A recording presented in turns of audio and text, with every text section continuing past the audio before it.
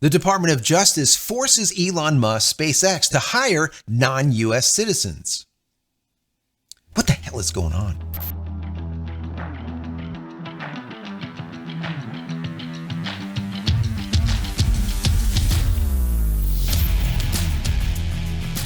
Hey everybody, welcome back to the channel. Thank you so much once again joining me for tea time. Today we have a little bit of misty morning and that is it. Clean. So good, so good. I hope you're joining me with your cup of tea, maybe a cup of coffee, hanging out, talking tech, talking photo, talking video. Today is a tech type of day. We're going to be talking about what is going on over there with SpaceX. We're not talking about Starlink today. We're talking about SpaceX, Elon Musk, and what is going on between them and the DOJ, the Department of Justice. So, let me preface this video with my background because I think it's important to, whenever you watch a video or if you're watching the news or something like that, I think it's good to have context or an understanding of the person that's delivering the information to you, right? So that you have an idea of which way they kind of side on something. It's not like years ago when we saw like newscasters that were 100% unbiased. They weren't even allowed to show emotions. Even if something was really sad, they couldn't shed a tear. They couldn't even say what they thought. They were only able to read the news. That is no longer the case anymore. Everything is commentary, just like you see here on this channel. It's commentary. I don't even know of a news organization that's no longer commentary.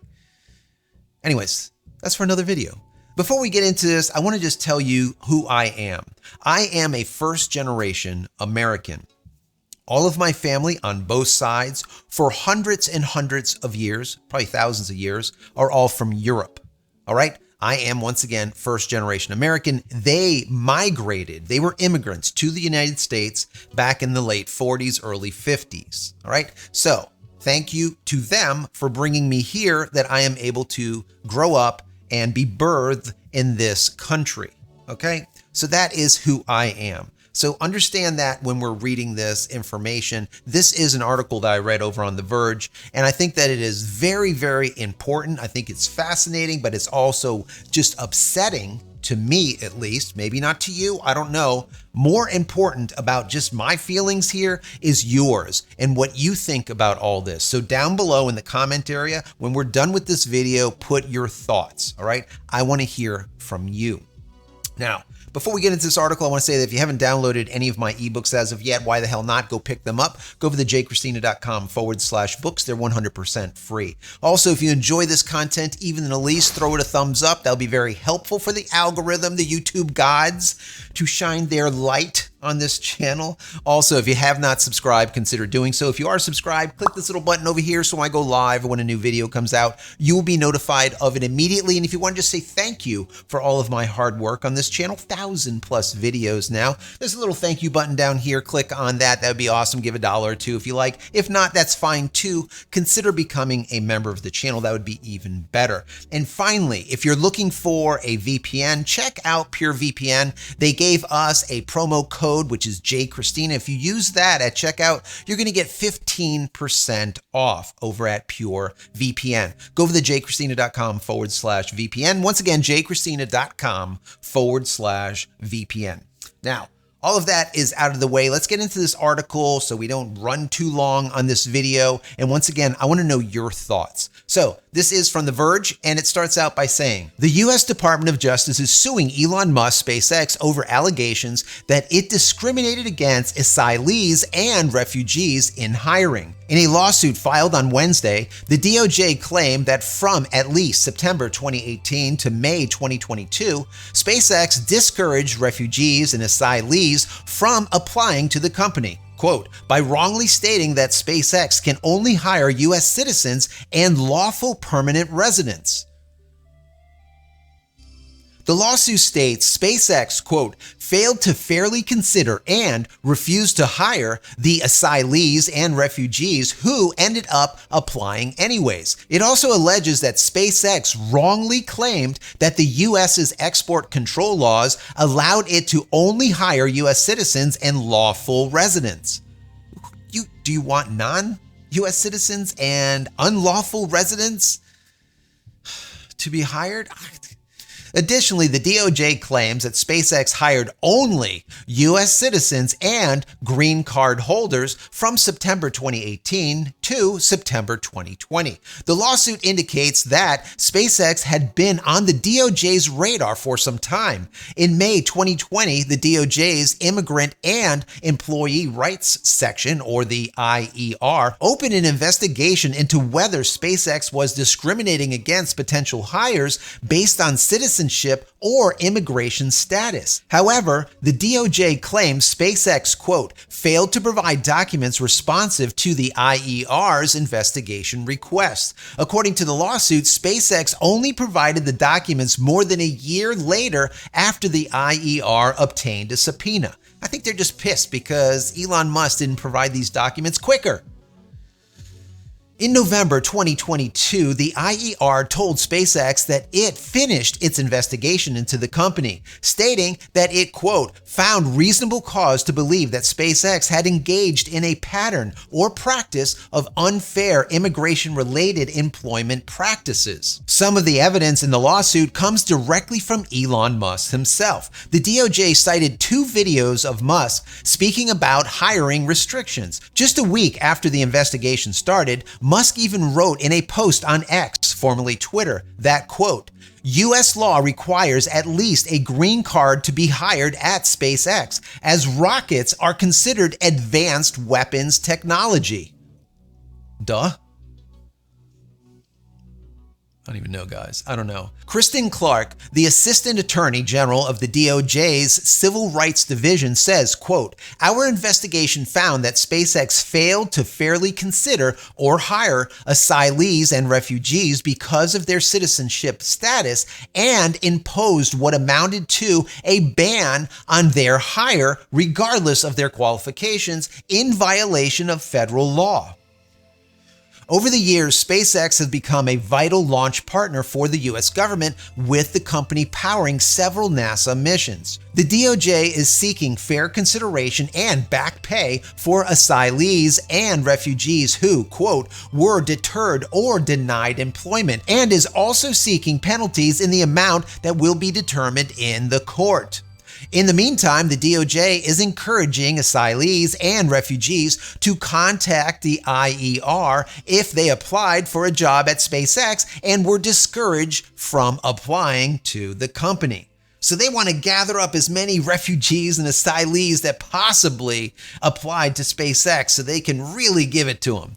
Because you know the DOJ and the government in general really does not like Elon Musk. Why? Because he's a free thinker. And he's not a lemming that will just stand behind the rest of the people and just walk heel and toe right over a cliff like every other lemming. He just won't do that, right? So it is a problem. He is a problem to them. Now, not only is he a problem, he runs SpaceX. That is even a bigger problem. Why is that? Well, because Obama basically decommissioned our space agency. That was like right around 2010, and that was the time when they shut down the space shuttle, because after 30 years, they said, it's no longer safe, because they did blow up a couple of space shuttles and kill 14 people. So it was a problem, so they shut that down, and Obama said, hey, we're going to go and put together something called Constellation, and we're going to put in a ton of money for this Constellation, which will be the next thing. And that never happened. They shut down Constellation before Constellation even started, and that was the end of it. So how did we get our supplies to the ISS, or the International Space Center? How did it get there? Well, we had to take an Uber. Who ran the Uber? Russia. So basically, for our astronauts or our cargo to get to the ISS, we had to ask Russia for a ride. Until Elon came around, about a year later. And at that time, Elon Musk got that NASA contract to be able to do this. And I think it was like 2012 when Elon actually launched, I think it was a Falcon 9 or one of the Falcon rockets, up to the ISS and delivered cargo there. And we didn't end up having to use Russia anymore. So it's like, don't complain when you break it. Don't complain when there is a fix. When there is a vacuum, something is going to fill the vacuum, right? When there is a negative, there is a positive that will fill in that negative. Don't make a hole and expect that hole not to be filled, because it got filled and the hole was filled by Elon Musk. When I was reading this, I was thinking to myself, well, how long does it take someone to become a green card holder, right, from being a refugee or an asylee? How long does that take? Well, I found out that it takes 1 year. So after 1 year of being in the U.S. as a refugee or an asylee, you can apply for a green card. So figure a year, maybe a year and 6 months, however long it takes you to get that green card. So let's call it a year. Then, how long does it take for you to become a citizen of the U.S.? Well, you have to have that green card, is what I found out, for 5 years. And after that 5 years time is up, you can apply for your U.S. citizenship. So, figure, let's call it 6 years, and now you're a U.S. citizen, and now you can go and apply for SpaceX or any other company that deals with advanced weapons technology, or maybe weapons of mass destruction. Who the hell knows? Something that we're talking about sensitive data here. 6 years. Is that a problem? Or even if it was just a green card, it only takes a year. Why is that a problem? So what I did, I said, you know what? Let me research. Because I remember my parents said it was not easy to get into this country. It took them like 5, 6 years, and there was studying involved, and they had to know all of this stuff. And instead of asking them what do they need to know, because they're not going to remember from 1948, 1950, or whatever it is, I looked it up. And I said, you know what? What were the requirements to become a U.S. citizen back in the 50s? And you know what I found out? This is what it says. It says that you need to be proficient in these areas. I think it was like 7 areas. U.S. history, knowledge of significant events, dates, and figures in American history, such as American Revolution, Declaration of Independence, Civil War, and World War II. The U.S. government, understanding of the structure of the U.S. government, including the 3 branches, executive, legislative, judicial, the Constitution, and the Bill of Rights. Civics, familiarity with the principles and values that the United States is built upon, such as democracy, freedom of speech, religious freedom, and the concept of equality for all. Not a bad thing to know. Geography, basic understanding of U.S. geography, including states, capitals, and major cities. National symbols, recognition and knowledge of the importance of national symbols like the American flag and the national anthem. Rights and responsibilities, understanding the rights and responsibilities of U.S. citizens, such as the right to vote, serving on a jury, and obeying the law. And finally, the English language proficiency, demonstrating a basic ability to read, write, and speak English. Read, write, and speak English. So this is what was required by my parents to get here. Is that a bad thing? I don't think so. I think half the kids in school today can't even do what my parents had to do and know back in the 50s. Even more sad. So what I did is I said, you know what? ChatGPT knows everything. So let me go and ask ChatGPT something and see what ChatGPT says. I said, ChatGPT, can a refugee or an asylee of the U.S. work in a company that creates advanced weapons technologies? What did ChatGPT say? I swear to God, ChatGPT looked like it stroked out. It was gone. It sat there for about 2.5 minutes. I never seen it take that long to come up with a response. I don't know if it had to consult with a human or something, but it was a long time. Finally, it came up with this. Refugees and asylees in the U.S. have the legal right to work and seek employment, but there may be restrictions depending on the nature of the job and the individual's immigration status. Working in a company that creates, quote, advanced weapons technology could potentially raise national security concerns due to the sensitive nature of the work. In such cases, there might be additional background checks, security clearances, and restrictions imposed by the U.S. government to ensure that that individual with certain immigration status do not have access to sensitive technology or information that could be harmful to national security.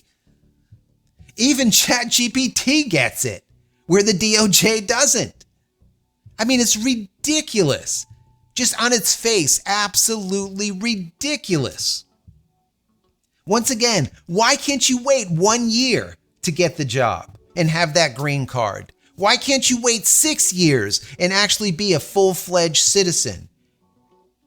Now, even though the U.S. does not do background checks on people that are trying to become U.S. citizens, which I think is a problem, they still do communicate between the different branches, the different security divisions, Homeland Security and the FBI and the CIA and all the rest, to see if someone that is coming into this country and trying to become a citizen of this country has some type of nefarious reason for doing so, or are a criminal in another country. So there is not background checks that happen, but there is a little bit of a safeguard that's going on there. I just don't understand this, guys. I do not understand this. I want to know what you think. Do you think that Elon Musk SpaceX should have to hire asylees as well as refugees that do not even have a green card into their company when their company is actually creating advanced weapon technologies? These technologies you do not want just proliferated around the entire world so other people get all of this information. We know that the government leaks like a sieve, okay? And we know that a lot of these people are bought and paid for. It's not even a question, all right? We're not even gonna get into all of that. But we definitely don't need a spy that's sitting in SpaceX gathering knowledge and data and sending it to one of our adversaries, another government.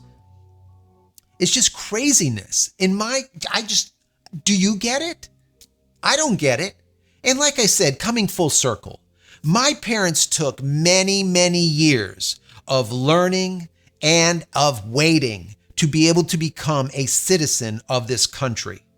And I gave you a whole litany of what they had to go through. And there's people today that are just flowing into this country, this like hand over fist, that don't have to do any of this. None of it is that fair.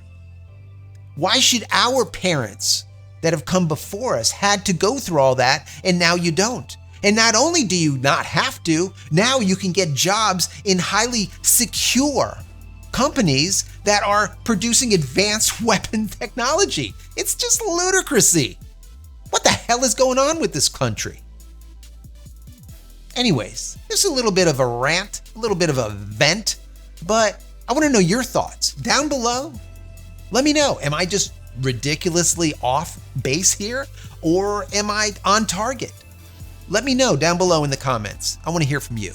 Anyways, guys, if you enjoyed this even the least, throw it a thumbs up. That would be awesome. And finally, head over to my website, JCristina.com, where you can find all the photography tools I've invented for you and me over the years. And hopefully there's something there that you might like. And if there is, please pick it up and support me and my family. That's it, guys. I'm out of here for another vlog. Many blessings to you and your family. Stay safe, stay healthy, and we'll see you in the next one. Love you all.